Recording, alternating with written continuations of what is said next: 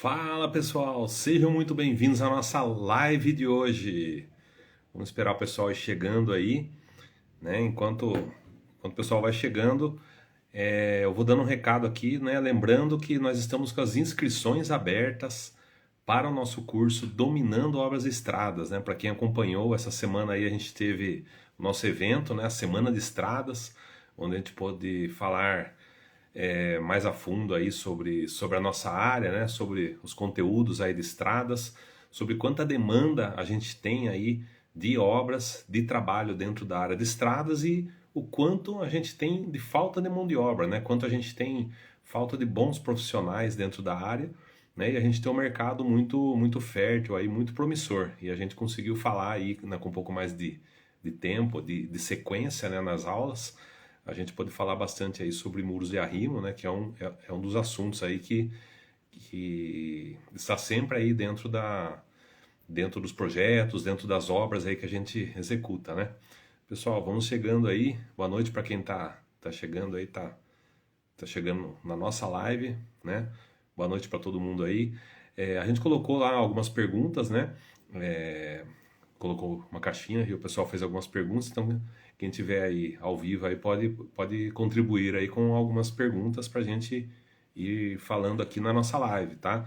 Uma coisa que foi bastante perguntada aí, né, que foi bastante comentada, é o assunto do escalonamento, né? Até ontem, se não me engano, a gente subiu um post, né? Na verdade, um carrossel aí, que fala, né, um pouquinho, né, sobre o escalonamento e é um item que gera muita dúvida.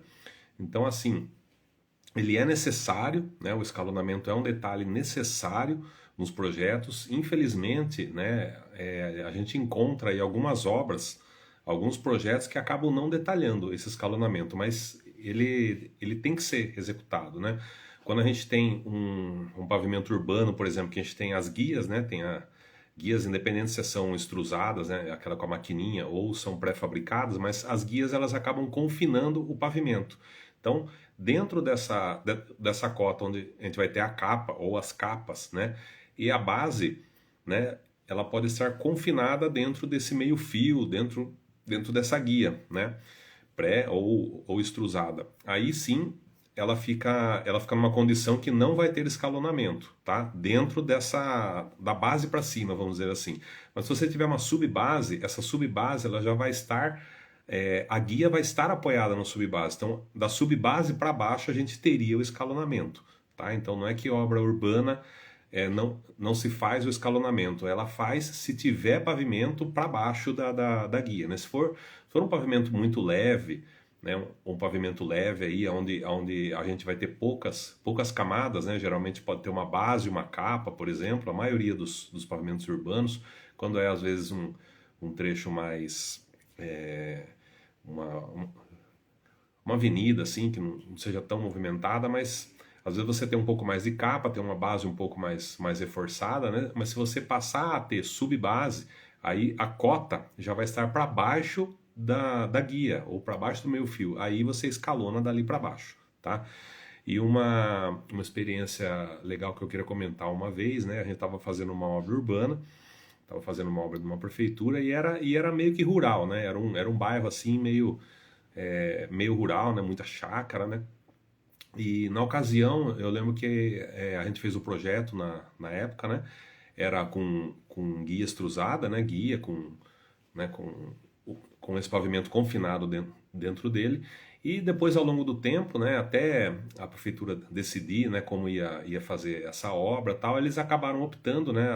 Até por ser mais rural, por suprimir essa guia, né? Suprimir essa drenagem, vamos dizer assim. E aí, pontualmente, em alguns pontos, ia ter captação de água normal, mas não ia ser feita a guia, né? Extrusada. Aí eu lembro que daí nós falamos, bom, tudo bem, se você não vai fazer a guia, você vai necessitar do escalonamento, necessitar da base, né? Era uma base só de BGS, né? Essa base de BGS ela ser um pouco mais larga ali nos bordos para poder criar esse escalonamento, para dar o suporte, né? Até para ser viável a execução, né? Você ter como apoiar, né? E também para suportar essas tensões aí do pavimento. E aí, na ocasião, eles falaram, não, vamos começar um primeiro trecho e vamos fazer como se fosse caixão, né?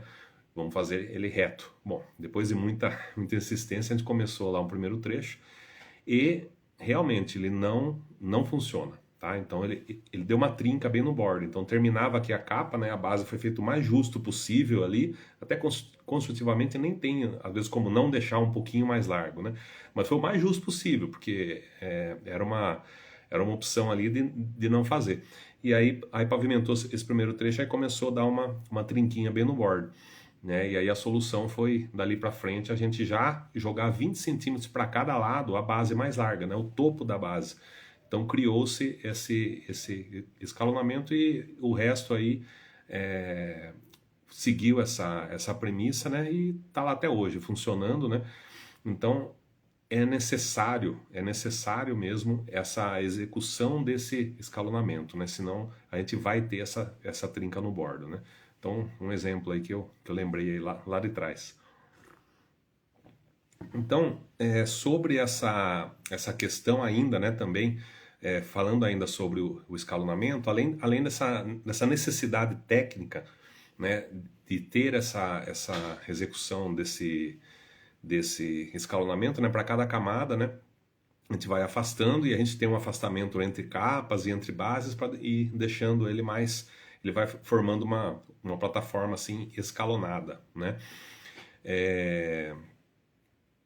Bom, falando ainda, né, desse assunto, mas já num segundo assunto, vamos dizer assim, como é que se trata isso na terraplenagem, né? Lá na abertura de caixa e tudo mais.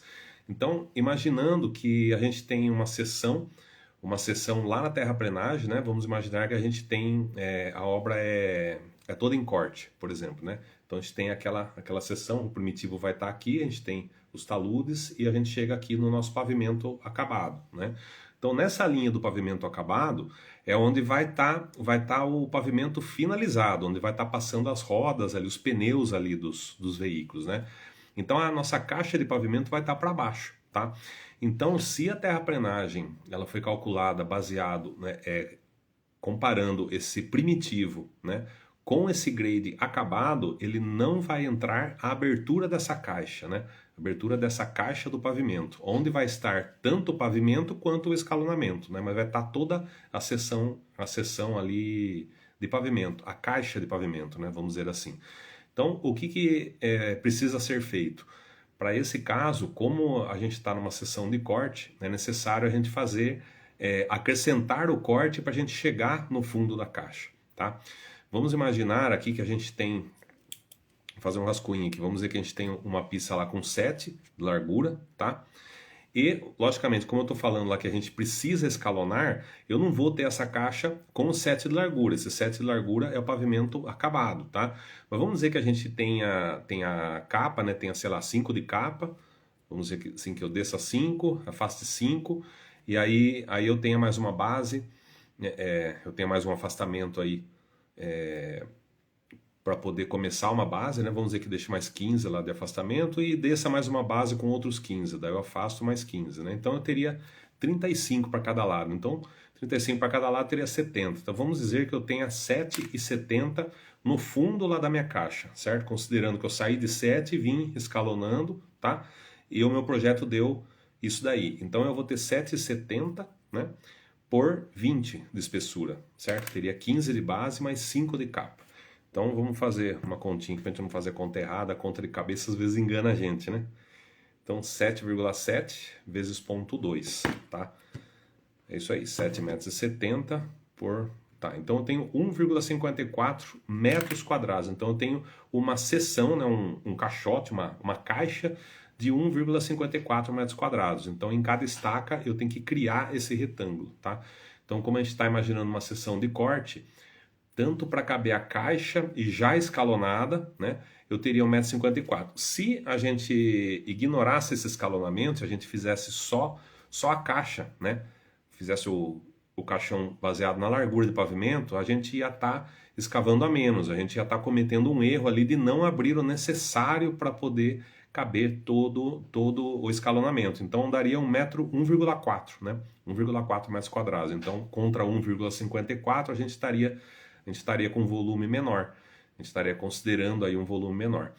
Então o ideal é pegar o fundo do escalonamento e considerar essa caixa toda, tá? A partir desse detalhe, né, que a gente viu aqui, que a gente tem que criar esse escalonamento, a gente abriu ele não com a largura do acabado, a gente abriu essa caixa com a largura do escalonamento. E o que vai acontecer? A gente vai colocar todas as camadas ali, né, base, capa, e vai sobrar esse triângulo de ponta cabeça, né? Esse triângulo de ponta cabeça é um trecho que tem que ser reaterrado. Tá? Então, além de num trecho em corte eu ter que escavar a caixa, acrescentar a caixa no meu corte, escalonada, né, com essa largura a mais, depois eu vou ter um aterrinho, tá? Esse aterrinho ele vai ser a diferença entre esse caixote todo que eu abri e descontando as camadas, a camada de base, a área da seção da camada de base, né, que vai ser o mesmo que o volume por metro, né, da base, e desconta também a capa, né? Então desse 1,54 m a gente vai tirar quanto vai ter ali de área de seção para base e quanto vai ter de área de seção para capa, e aí a gente vai chegar nessa diferença, tá? Vamos fazer um cálculo rapidinho aqui. A gente tem a largura aqui da capa, né? 7 em cima, então eu tenho 7 no acabado, aí eu tenho esse triângulo que eu vou ter 5 centímetros, então eu desço 5, afasto 5. Então quer dizer que eu vou ter 7 em cima, eu vou ter 7 e 10 embaixo, né? Nesse trapézio, 7 e 10 embaixo. E no meio, para calcular volume, eu vou ter 7,05, certo? Então 7,05 vezes...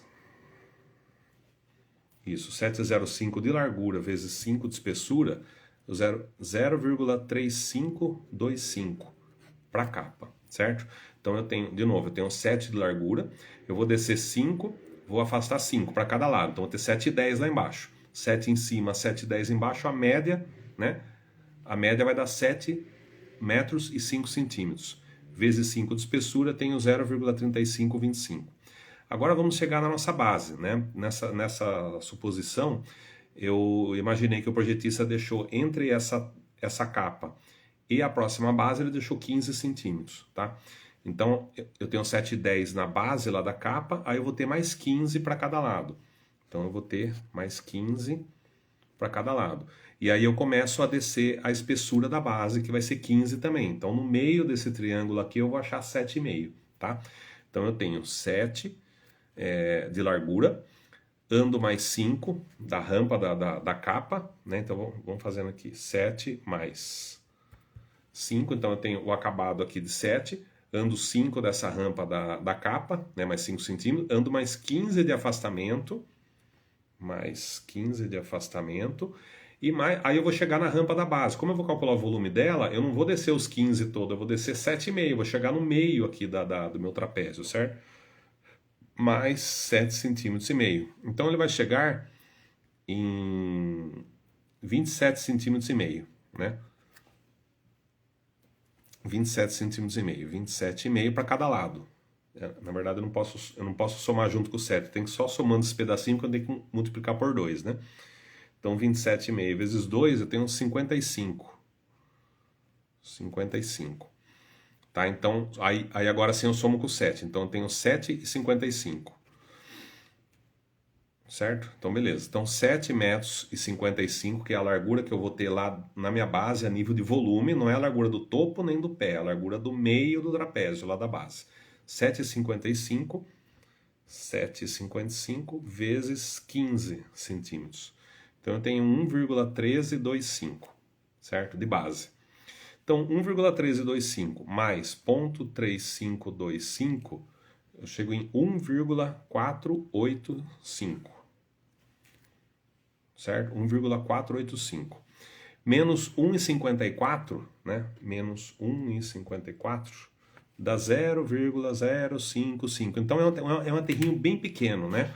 Então é a diferença só que eu tenho, só voltando, eu abri aqui com 7, desci a capa, aí afastei um pouco, desci a base e coloquei a base, coloquei a capa. Então ele vai sobrar esse triângulozinho da lateral, tá?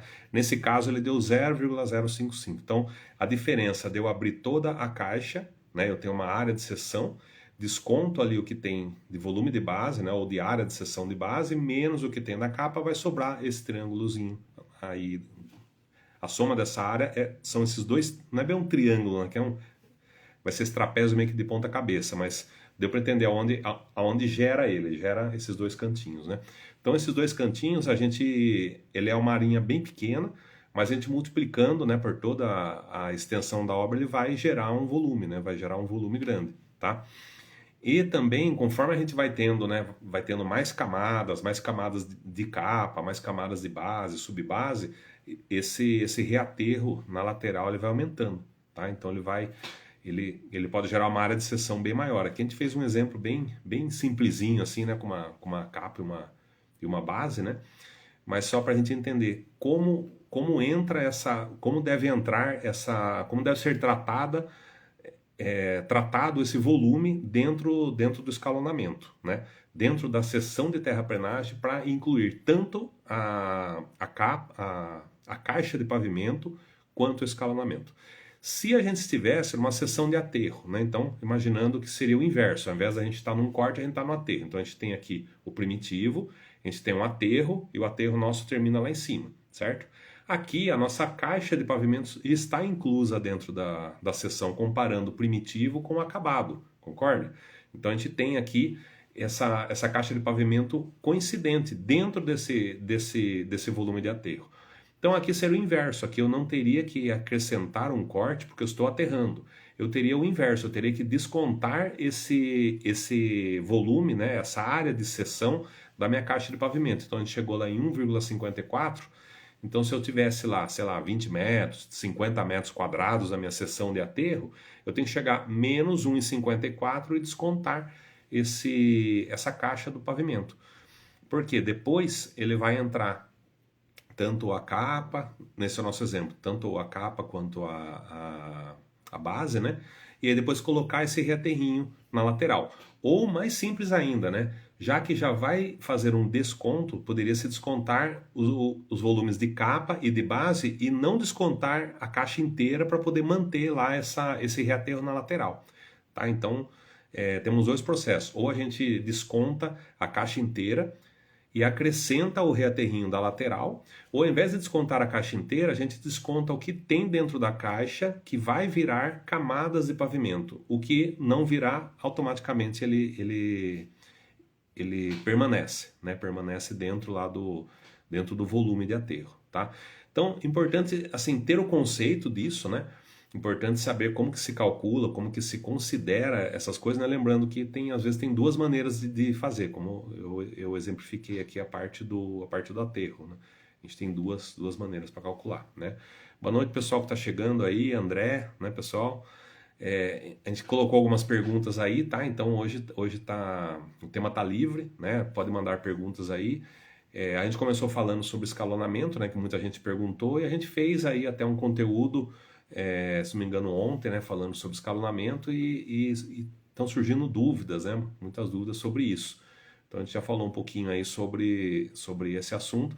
E agora eu estou explicando aqui a maneira para a gente fazer essa consideração não só do escalonamento, mas da caixa de pavimento lá na terraplenagem, né, na seção de terraplenagem, né, quando a gente está cortando, a gente tem que acrescentar a caixa para poder chegar naquela cota do fundo para vir fazendo o pavimento e depois acrescentar o reaterro na lateral para poder fechar a plataforma.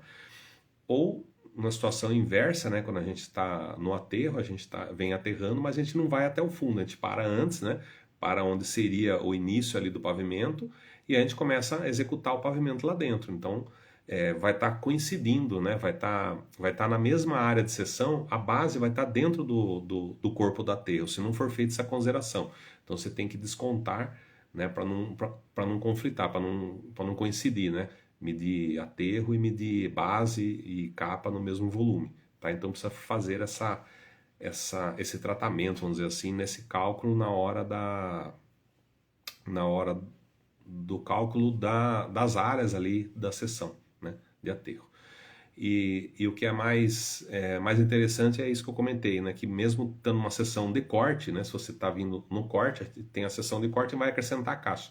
Eu tenho que reaterrar as laterais para poder fechar esse escalonamento, né? Então você tem uma área de aterro num trecho que é inteirinho corte, e às vezes é bastante corte, né? Mas é para poder fechar essa questão do canto da caixa para chegar lá no escalonamento, né? E outra coisa interessante também é, assim, às vezes tem gente que às vezes tem dúvida sobre se esse escalonamento ele tem que ser medido ou não, né? Então ele é um detalhe de projeto, né? O projeto mostra as dimensões do que deve ser executado, né? E aqui nesse exemplo mesmo, né, que a gente chegou lá 7 metros e 55 mais largo na base, numa base de 7, né? Então, você vê que em percentual acaba sendo expressivo. A gente só colocou uma capa de 5, afastamento de 15, mais uma base de 15. Então, se eu dividir 7,55 por 7, eu tenho 7,8%, né? Ou seja, quase 8%. Então, é um volume expressivo, né? Isso nunca vai estar dentro, sei lá, dentro do coeficiente de perda da CPU ou algo parecido, tá? Então, são larguras, elas são detalhadas no projeto, né? Se vai ter mais ou menos, quanto vai ser ali a rampa, os afastamentos entre bases, entre capas, é uma premissa de projeto, tá? Então, isso nunca tem que estar lá na composição, tá? Então, é um detalhe de projeto e o projeto diz exatamente quais são as medidas. Como a gente pega uma viga, né? Uma viga aqui, num projeto civil, né, estrutural, ele tem que ter as dimensões da viga, né? O projetista tá especificando essa largura e essa espessura, né? E aí quem vai executar o projeto segue exatamente ele, tá? Então a gente viu num pavimentinho bem simplesinho aqui, já deu 8% a mais, né? Inclusive, essa questão que nem eu dividi a largura escalonada lá embaixo pela largura do acabado lá em cima, é uma maneira que a gente faz quando a gente tem que tirar alguma área que não é, você não vai tirar lá por semidistância, uma área que não é quadradinha, vamos dizer assim, né? Uma área de uma baia, de um acesso, uma área muito, muito cheia de curvas, né? Algo que você tem que tirar no CAD ou tirar por algum outro processo, né? Então você não vai calcular lá na planilha de semidistância aumentando essas larguras, porque ela vai ter uma variação grande. Então a gente pega, né, se for um ramo, por exemplo, né, a gente vai pegar qual seria cada largura escalonada dividido pela largura do acabado, né, num ramo geralmente 6, 6,5, por exemplo, e a gente vai chegar nesse coeficiente, nesse percentual, né, que nem eu cheguei aqui. Então eu dividi a largura da média da base lá embaixo, escalonada, dividi pelo acabado. Cheguei lá em 7,85, né? Então 8% quase, né, praticamente. Então esse 1,0785 a gente aumentaria na área lá que saiu do CAD, por exemplo, né? Na área desse ramo inteiro, né? Então se eu tenho uma rotatória ou um acesso ou alguma outra área mais complicada de descalcular, vamos dizer assim, a gente pode pegar a área do acabado vezes esse coeficiente da base, a gente vai chegar na área para a gente calcular a base, vezes a espessura da base vai chegar no volume dela. E lá na capa, a mesma coisa, a gente vai pegar a largura, nesse caso que tem 5, então ele vai ter 2,5 para cada lado para estar no meio da rampa. Então a gente vai calcular, vai ser bem pequenininho na capa, mas ele vai ter um coeficiente 0,00 alguma coisa para poder aumentar. E lá no subleito, lá embaixo da base, ele vai ter 7,70 de largura, que a gente viu aqui. Então 7,70 dividido por 7, vamos até fazer aqui. 7,70 por 7 já dá 10%. Então o coeficiente seria 1,1. Então a área que eu tenho lá total em metros quadrados, vezes 1,1, vai dar a área lá na melhoria do subleito. Nesse exemplo aqui que a gente fez, certo? Então tem esses macetes aí para a gente poder fazer um cálculo fácil aí quando a gente tem uma área lá em AutoCAD, tá? Boa noite para quem está chegando aí, Thiago chegando. A gente está falando aqui um pouquinho sobre escalonamento, né? Que é um dos assuntos aí que a gente tem tratado aí com bastante frequência e que gera muita dúvida, né? Então a gente falou agora aqui como a gente fazer como a gente tratar esse cálculo, né, dentro de uma largura não, uma área, né, numa figura geométrica de um ramo, de alguma coisa assim, porque a gente vem calculando na pista por semidistância, né, então a gente tem a largura aqui, aí vai tendo cada largura, a gente vai calculando isso quadrado, vamos dizer assim. Aí quando a gente chega num acesso, numa rotatória, num dispositivo, alguma coisa, a gente pode pegar as áreas do AutoCAD, calcular quanto dá esses coeficientes e ir aplicando, né? Então é uma maneira fácil aí que a gente tem para poder é, fazendo essas tratativas, tá? Pessoal, então tá aberto aí se alguém tiver alguma pergunta, né? Alguma questão aí pra gente falando, né? A gente falou bastante sobre escalonamento. E lembrando, né, que a gente terminou a semana de estradas aí na semana que vem, né? Não sei se vocês participaram ou não, mas a gente teve uma semana aí com uma série de aulas, né? A gente falou bastante aí sobre o mercado, sobre as oportunidades que a gente tem dentro da infraestrutura, da pavimentação. A gente falou bastante, né, detalhes aí mais a fundo sobre muros de arrimo. A gente fez orçamento, a gente analisou projetos, né, lá de muro. E agora a gente está com as inscrições abertas para o nosso curso Dominando Obras e Estradas, tá? Então, o pessoal também tem perguntado aí sobre os módulos, né? Sobre o conteúdo que a gente tem lá dentro do curso. Então, também eu queria responder aí, né, brevemente. São 12 módulos, né, que a gente tem, fora os bônus e mentorias. E um dos assuntos mais legais que a gente tem é assim, a parte de rotinas e ferramentas, tá? Então a gente tem as 7 rotinas e as 7 ferramentas, né, que eu desenvolvi, que eu mapeei, vamos dizer assim, e que a gente pode ter esse norte, né, para a gente poder fazer o acompanhamento, independente se você vai fazer a sala técnica ou se você vai tocar a obra, se você vai ser responsável pela produção, você precisa fazer os acompanhamentos, você precisa entender o projeto, né? Você precisa checar todo esse orçamento. Então, a gente tem lá o passo a passo, né? Como a gente vai poder fazer para entender esse projeto, já ir a fundo, né? Nesses quantitativos, nesses detalhes do projeto, identificar aonde pode ter algum erro que pode ter que gerar algum aditivo, ou que às vezes vai gerar alguma perda, algum prejuízo na obra, que a gente às vezes pode tentar mudar alguma coisa para fugir, para reverter isso daí, né? E então aí a gente pega e começa a executar, né? E a gente vai fazendo o acompanhamento e as mudanças necessárias ali para poder melhorar o contrato, né? Para a gente poder fazer uma gestão mais efetiva aí desse contrato, tá? E uma coisa que o pessoal pergunta também poxa, toda obra parece que começa correndo, começa para ontem. Então, eu vou falar um segredo para você. Toda obra começa para ontem. Então, assim, por mais que a gente queira, né, parece que é meio que uma utopia nossa, a gente quer sempre se preparar, a gente quer ter tempo, mas as obras sempre começam para ontem, tá? O que que a gente pode fazer para minimizar isso, né, para poder dar uma melhorada nesse processo todo, né? Quando a gente está orçando a obra, né, independente né, se é você que faz ou é alguém da empresa do comercial, né, do setor lá de orçamentos lá que faz esse orçamento, o importante é que seja feito o máximo possível de estudos, o máximo possível de cálculos ali, de cotações, né, para já ter a obra meio que nas mãos, né? A gente sabe a loucura que né, para quem participa lá de um monte de orçamento, um monte de licitação, nem sempre dá tempo, né, tem tempo hábil de fazer uma boa visita na obra, de fazer uma coleta de dados, fazer todos os estudos ali que são necessários, mas tendo muito ou tendo pouco, é importantíssimo que se reúna isso, né? Se reúna isso para gerar tipo um cadernão, né? Eu acho que a melhor palavra é um cadernão mesmo, né? A gente tem um cadernão para a gente começar a estudar esse início da obra o quanto antes, né? Então, tendo uma sinalização ali de que ganhou o contrato, vai começar a obra,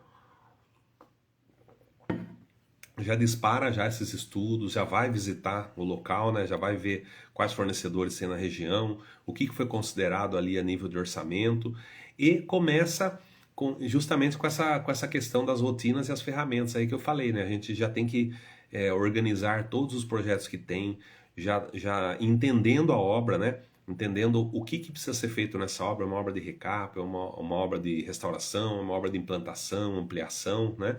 E qual vai ser o plano de ataque, né? Então, de posse desses documentos, a gente entendendo exatamente tudo que vai ser feito, já ver qual vai ser a estratégia, qual vai ser o plano de ataque da obra. Eu vou começar com uma frente daqui para lá e outra frente vai vir, vai encontrando, né?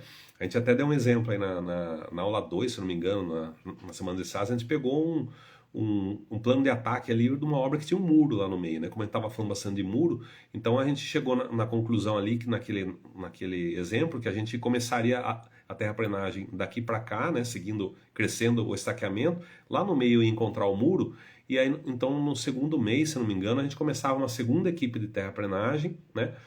Já num outro trecho voltando. E no final elas se encontravam lá no muro, né? Então, assim, é o básico do plano de ataque. Então, tudo isso tem que já ser disparado assim que a gente tem a informação ali de que pegou a obra, né? Às vezes a rádio peão já vem lá, né? Mas às vezes não está nem assinado o contrato, mas a gente já tem condições de ir pegando. Por isso que eu falo da questão do orçamento mais detalhado, com os estudos que foram feitos, fornecedores que foram sondados, o que tem na região de fornecedor, né? E às vezes a gente encontra uma pedreira a mais, uma concreteira diferente, às vezes já muda muito ali os custos, ou as condições ali na obra, as condições de ter fornecedores, ter recursos suficientes para tocar a obra, né? Então já disparar esses estudos o quanto antes, né? Tendo essa primeira sinalização aí de que vai ganhar obra, vai assinar contrato e tudo mais, né? E aí então a gente, depois desse primeiro estudo, né, a gente entendendo o que é o contrato, entendendo se está batendo o orçamento, se tem alguma coisa que possa ter ficado de fora, ou que vai ter que fazer alguma mudança lá durante a obra, já ir para a parte desse plano de ataque, como que vai ser feito, quantas equipes eu vou ter, eu vou daqui para lá, de lá para cá, ou vão se encontrar, como é que vai ser feito, né? Então esse plano de ataque já é o principal ali para ir começando. E aí já vê lá se vai subempreitar, né? Se vai ter subempreiteiro, se vai ser tudo com equipe própria, de onde vem. Aí, lógico, cada empresa já trabalha de um jeito. Como que faz essa alocação aí, né? De quais obras vão vir, quais equipamentos, quais equipes, e já ir levantando essas discussões aí dentro da empresa, né? E é fundamental, né? Esses dias, acho que na última live, a gente falou um pouquinho sobre drenagem, sobre o quando que se ataca ah, as tarefas de drenagem, né? E eu lembro que eu comentei, né, que a parte de tubo mesmo, pode ser que tenha algum tubo que a gente já tem que começar a obra já fazendo ele, porque depois eu vou subir um aterro, né? Ou tem alguns outros tubos que eles já são, né? Se estiver no meio de uma rotatória, por exemplo, ele já vai ser no fim do aterro. Então já entender, já enxergar quais são as linhas de tubo que eu tenho que executar logo no início da obra, já dispara, já vai fabricando tubo, né? Aonde tem que fazer ensaio lá, romper tubo, tudo mais, isso tudo demora, né? Então já vai dando início em todas essas tarefas, né? Os pedidos de materiais, né? Já levanta esses materiais e vê aí essa parte, né? Se vai subempreitar, já dispara essas cotações, né? Importantíssimo, tudo assim, o que não depende da gente já dispara, né? Nesse caso, por exemplo, de cotações, né? Já faz a planilha, né? Já gera essa planilha para cotação, vê as considerações que vão ser feitas ali e já dispara para cotar. Enquanto eles estão cotando, os empreiteiros estão cotando, você já está fazendo outros levantamentos, fazendo pedido de tubo, pedido de concreto, de brita, né? Alguma outra coisa, enquanto eles vão fazendo essa parte deles, né? Então, em resumo, as obras sempre começam para ontem. Para alguns tipos de clientes é até mais rápido, né? Às vezes alguma concessionária aí que já não tem tanta burocracia, ganhou a obra, já é mais rápido ainda essa mobilização, né? Essa assinatura de contrato e tudo mais. Mas sempre tem essa correria. Então, é fundamental a gente, né, nessa primeira sinalização, a gente já sentar e já colocar esses primeiros tópicos no papel, já montar vamos dizer, esse cronograma do estudo da obra, vamos dizer assim, esse cronograma de start da obra, né? Tudo que tem que disparar, né? Compra de sinalização ou eventual transferência aí de equipamentos, né? De EPC, né, que a gente fala, né, equipamentos de proteção coletiva, as equipes, né, não adianta eu querer já começar com capa, a não ser que eu seja uma obra de recap ou de fresa, por exemplo, mas se for uma obra de implantação, a equipe de capa vai entrar um pouco mais para frente, então já vamos focar mais no ataque da terraplanagem, se tiver muros, né, muros, pontes, viadutos, drenagem, né, como a gente comentou, principalmente essa parte de tubo, você não vai começar com canaleta e com grama, mas com certeza vai ter que começar com com tubo, né? Então já fazer tipo um cronograminha mesmo, uma série de atividades desse plano de ataque, né? Porque a certeza que a gente tem é que as obras sempre vão começar para ontem. E a gente vê o quanto as empresas pecam de não se preparar da maneira correta nesse início de obra, dar o start sem ter o mínimo de planejamento, né? Começou aquele loucurão, a gente sabe que às vezes vai lá, põe a placa da obra correndo, já começa a fazer uma limpeza, alguma coisa lá para dar o start, para dar o início da obra, mas sem ter feito um planejamento básico ali, o mais rudimentar que seja ali para poder iniciar já tendo mais ou menos um norte, tá? Então esse plano de ataque é fundamental e para isso que a gente segue essas rotinas, né? Essas rotinas, né? Só voltando novamente nelas aí, a gente tem que entender o projeto. Basicamente é isso, é você entender o projeto, né? Você fazer essa checagem do orçamento, ver o que eu consigo ter de ganho, o que eu consigo ter de pulo do gato ali para poder melhorar às vezes o contrato ou fugir de algum fumo, né? Fugir de algum erro grave, né? Coisas que podem não estar na planilha ou que podem estar erradas no orçamento. Aí se é preço global é uma coisa, se é preço unitário é outra, mas de qualquer forma, tendo algo errado, independente, mesmo que seja preço unitário, você vai conseguir medir. Você vai ter que editar isso lá, senão vai faltar quantitativo lá no contrato, né? Então, é fundamental o quanto antes a gente ter essas informações, levantar essas informações.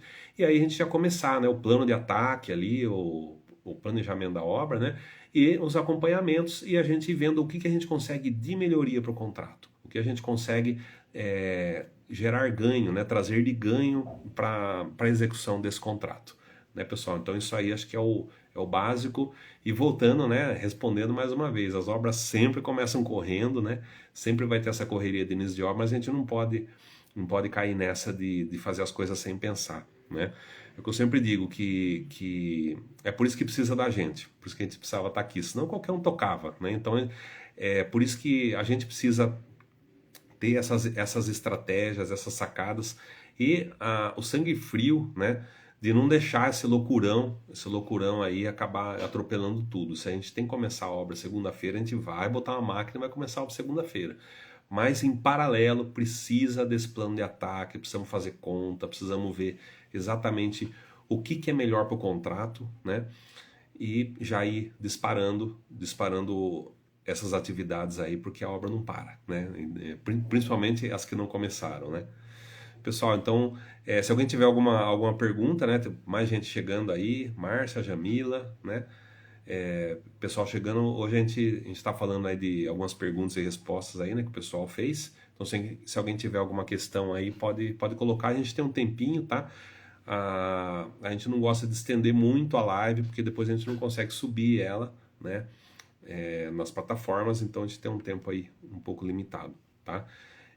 Lembrando que a gente concluiu agora, né, semana passada, a gente fez a Semana de Estradas, onde a gente pôde falar bastante aí sobre o mercado, sobre as oportunidades que a gente tem aí dentro da pavimentação. A gente pegou o tópico de muros de arrimo, né, que é um dos assuntos aí que sempre tem bastante nas obras, né, e a gente conseguiu ir bem mais a fundo aí nesses estudos, a gente foi até os levantamentos de projeto, orçamento, a gente fez até um orçamento lá de um muro. E agora, essa semana, a gente está com as inscrições abertas para o nosso curso Dominando Obras e Estradas. Tá? Então, nesse curso a gente vai poder ir bem mais a fundo, a gente vai poder ter tempo, né, e mais proximidade aí para poder ir bem mais a fundo nesses assuntos de obras e estradas. Lembrando que, para quem nunca trabalhou, às vezes, ou está entrando na área, a gente tem passo a passo, né? A gente pega desde o início todas as tarefas, para a gente entender bem um projeto. Eu não costumo falar que eu não sou projetista, eu não vou te ensinar a projetar nem a dimensionar um pavimento, né? Mas a gente mexe na parte de execução, principalmente na parte de gestão, né? É como lucrar com obras e estradas rentáveis, né? Que é o que a gente tem aí como meta, né? Como foco. Tá? Então, esses ganhos, né, que a gente tem na obra, essas oportunidades que a gente tem, a gente melhorar os contratos, é disso aí tudo que a gente fala, tá? Então, as inscrições estão abertas somente até amanhã, tá? Então, amanhã às 11h59 se encerra, porque a gente tem que começar a turma. A gente tem que fechar a turma e a gente tem que dar atenção aí pro pessoal que vai estar com a gente aí nessa jornada, tá? Então fica o convite para vocês, aí a gente tem o link na bio, né, lá da nossa página lá que tem um videozinho lá explicando tudo mais. Então, para quem vai entrar aí com a gente aí no nosso curso, eu vejo vocês lá nas aulas, tá? E para quem não vai, a gente se encontra aqui nas próximas lives, tá ok, pessoal? Boa noite, pessoal. Até mais.